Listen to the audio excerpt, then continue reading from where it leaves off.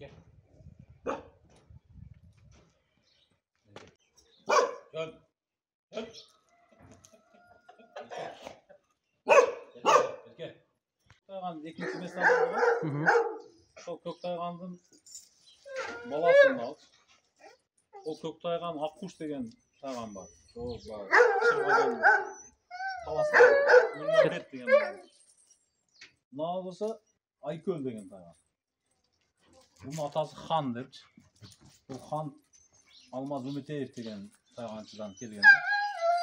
Oşoğu ımnağını koyup Ağdöştü, mına küçük dağım. Mına Urgaçı. Mına olmasa geçe birinci mesleğen alan taygan.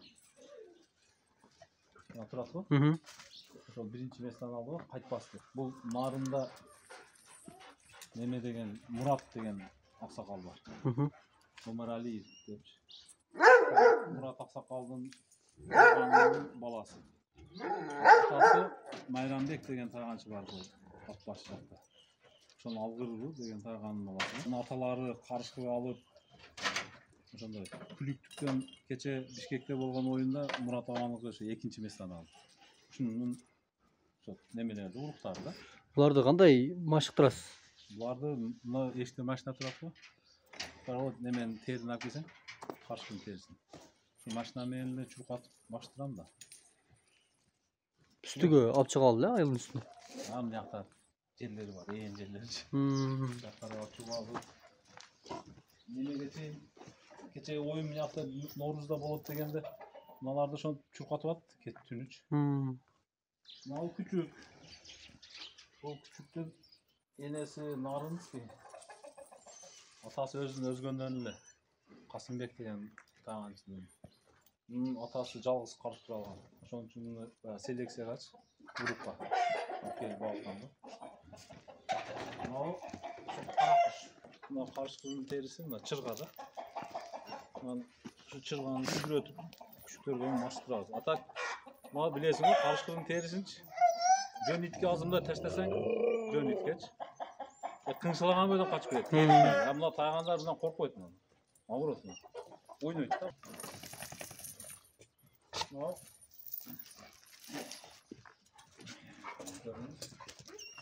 үйрөнгөн да булар териге.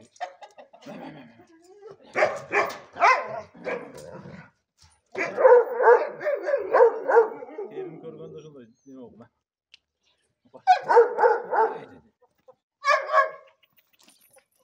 Мына Багира деп коюп койгон. Мынанын баласы бул. Багира ма. Кече бул катышпады оңга. Просто мен машинамда место жок болуп калды. Көнчө тайганды жүктөп барышты элесин. Биринчи күнү 5 алып бардым. Кече 4 алып бардым. Бул Багирадагы охотасы бар жок. Жайында. Багира охота кылат. Бул охотник. Охотарга вообще кол салбайт. Көнгөн да мына токтор. Түлкү, коён ала берет. Каракуштар кудо ошондой. Эки жолу өзүбүздүн баягы шерине оюндар болду, тирүү жандыга салгандар. Эки жолу каршыга тиш алып, өзүн көрсөттү. Жүрөк жакшы мына, коркпойт. Мына кайтпастан ошондой.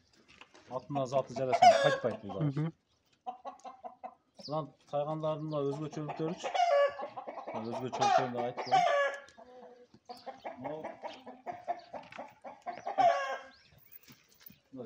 Taygan'ın üstünдөç, köküllü болуш керек сөзсүз. Бул kökül мени ысыктан, сууктан сактайт. Кулактары мындай шалпайган болот.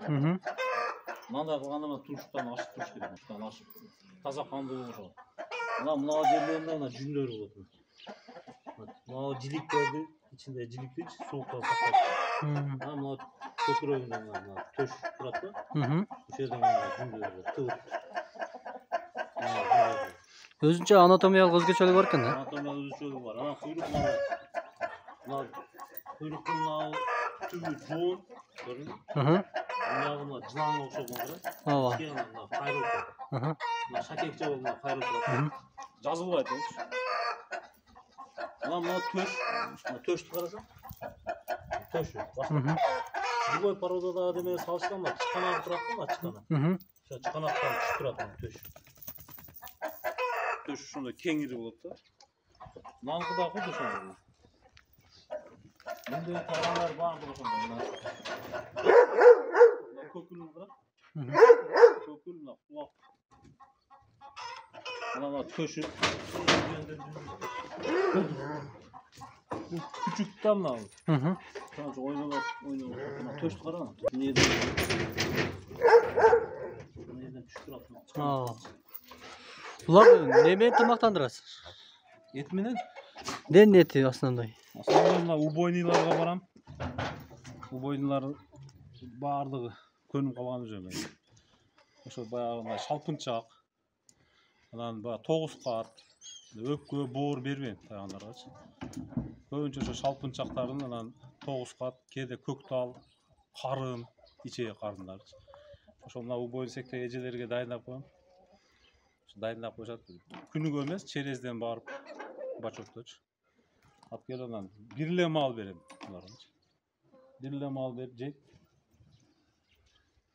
Анан постоянно бере берсең семирип кетет. Семиргенден кийин чуркай албайт. Ошондой да. Қароо режимі бар да бұлардың да өзінше. Кароо режими ошол. Мына балам күнүгө эртең менен кеч суусун карайт. Анан бир күн салкын болгондо бир мал эт берип коебуз. Кече келип эле буларды. Анан ончо-мунча мына кышында, мына айылда тай, торпок, сорпок, кой-пойлор мындай өлгөн болсо, звонок кылса алып келип, тайгандарды бир сыйра жилик менен сыйлап коебуз. Ошо кышы менен бир 2 тай, 5-6 кой жедирип. Эми ол күнүгө болбойт эми. Бұларды байлап багат турбайсыз буну не себептен?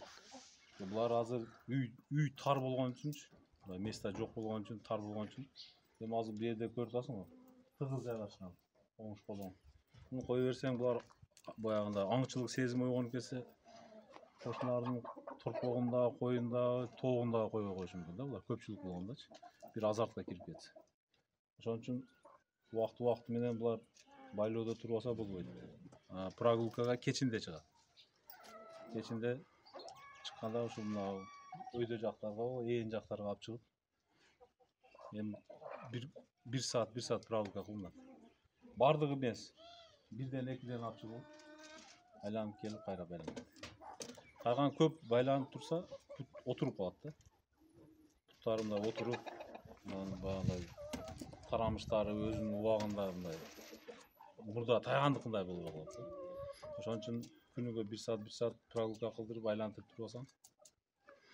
Ана каракуш нерге мына цемент үстүнө эмеде секирип чыгып жүрөт. Нар жакты карайт, бер жакты карайт. Үйрөнөт. Бардык нерсеге көнөт тайганчы. Мисалы мен билбейм, мен көргөндө булар баягындай альфа деп сезишет. Мен келгенде команданын бардыгы аткарат да. Жап дегенде кирет. Бар жок. Кел карак. Го. Место го. Сразу кирет. Бар жок үйрөтсө болот. Иштебейт. Ошондой кылып үйрөтүш керек экен да, демек адамга кол салбай турган кылып. Жок, өзү генинде ошондой булар. Кол салбайт. Мисалы бир эле барып сылап ары бери кылып койдуң, болду, сен ээрчип кете берет. Ошон үчүн тайгандарды көбү жоготуп алышат да. Мына бир-эки Любой адам менен кетип. Фан таштап, чужой адам элечи. Башын сылап койсо эле болду, кетет ошону ээрчипчи. Бул менин хозяиным эмес карабайт да. Тайгандын ошо немеси, слабый жактары ушулар. Кечеги оюндарда, Бишкекте өткөн оюнда биздин группабыз бар. Группада балдар айтышты ошол.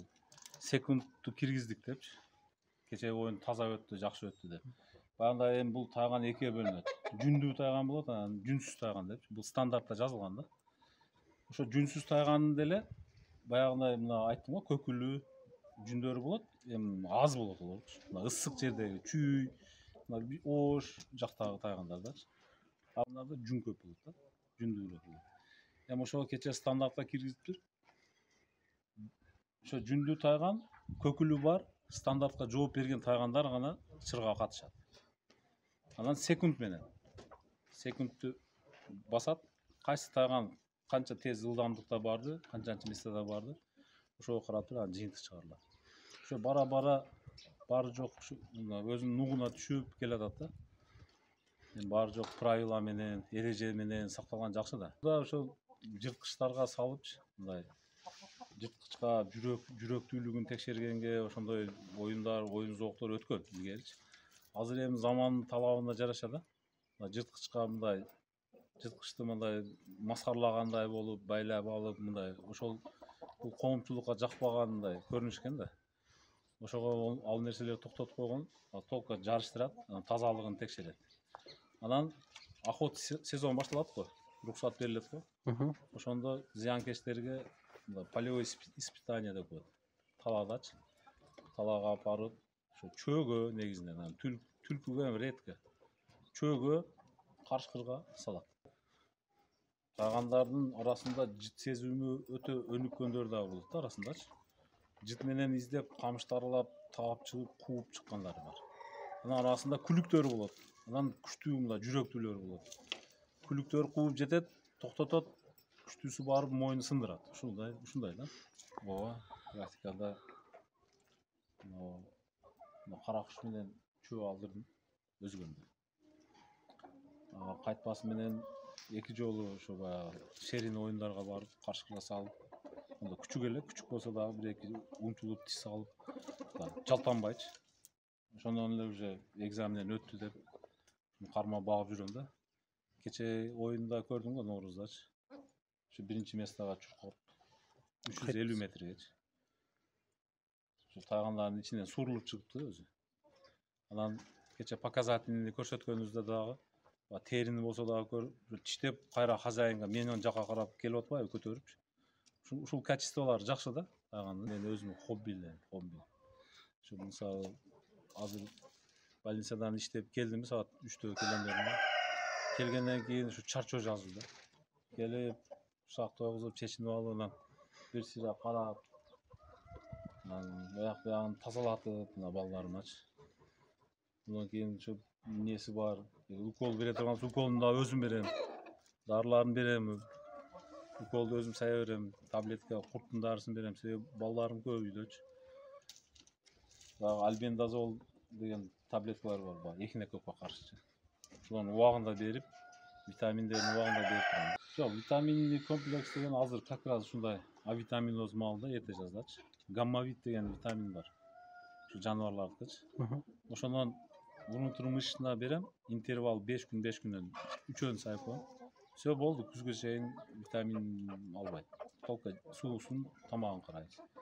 Анан кутурмага каршы, уже прививкаларын алып бүттү буларчы.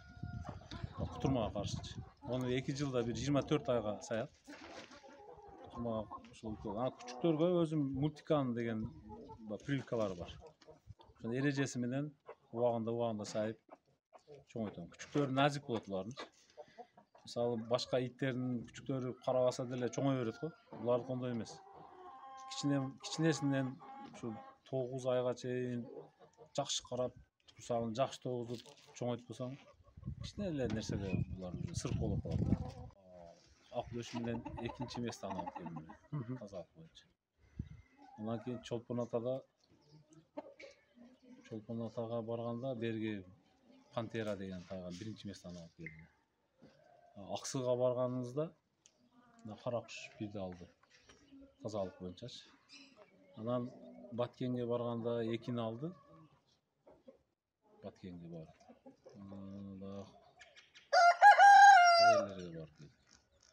Чуңкурчакка барганда кайтпастын 3-чү местаны алды. Чыргаданчы.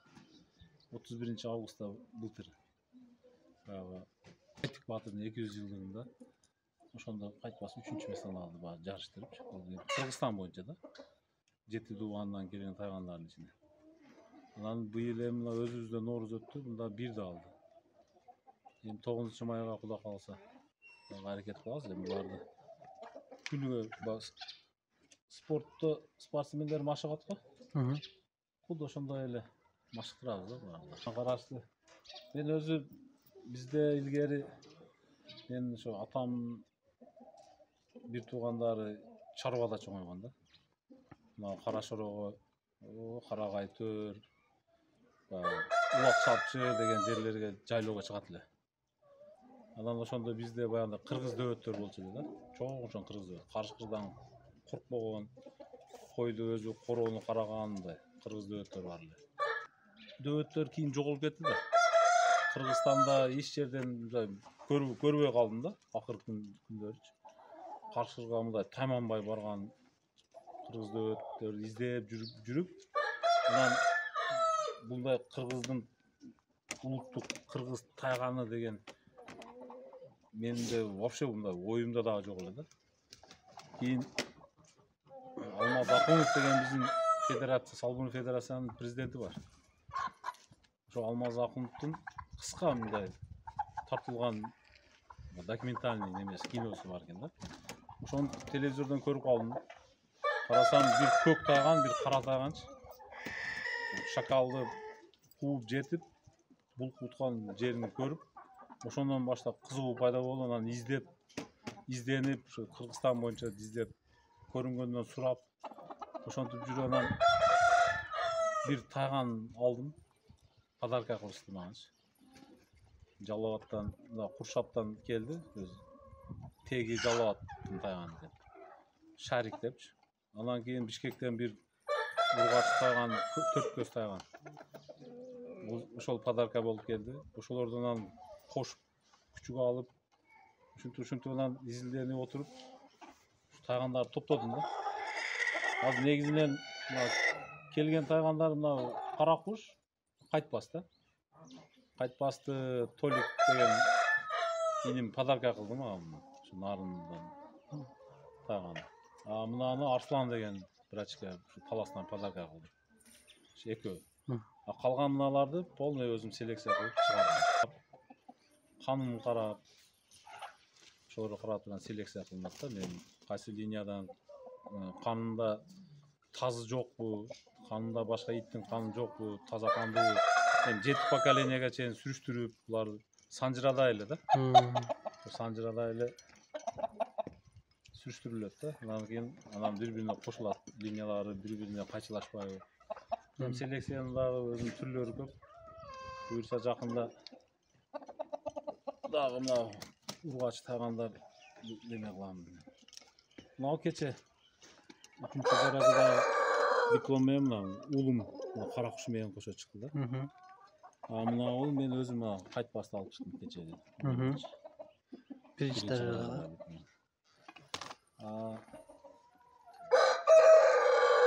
Салбурун федерациясынын мыкты минишкалар өткүзгөндө бул Таласта болсо Акдөш деген тайган менен алганбыз.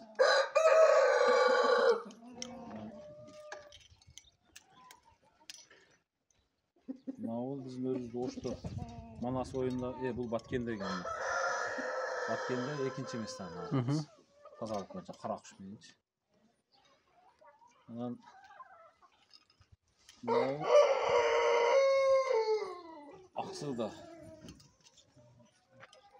Аксыда биринчи местени алганбыз. Республикалык милдеттеш 2021. Мына Ошто өткүзгөн Салбурунда 2-месте. Ош 2021.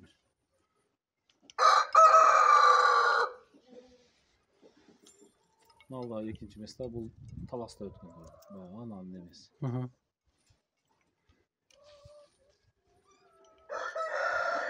Мына кечеги Чуңкурчакта 3-месте.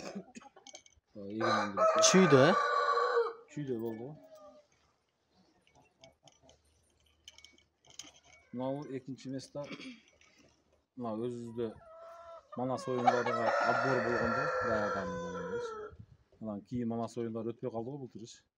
Ошондо отбордо 2-орунду ээледи. Мергендер жамааты 2020-жылы мыкты тайганчы деп ошо мергендер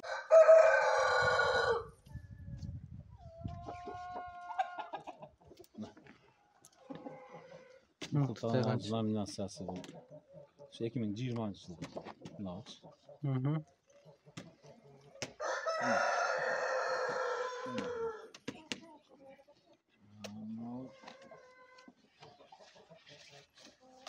Bu Niyazal Boroşoğlu da 65. 5 yıldır Aksıdaç. Hı hı. Aksı rayonunun administrasyasının başçısı şu razılık katmaya. Hı hı.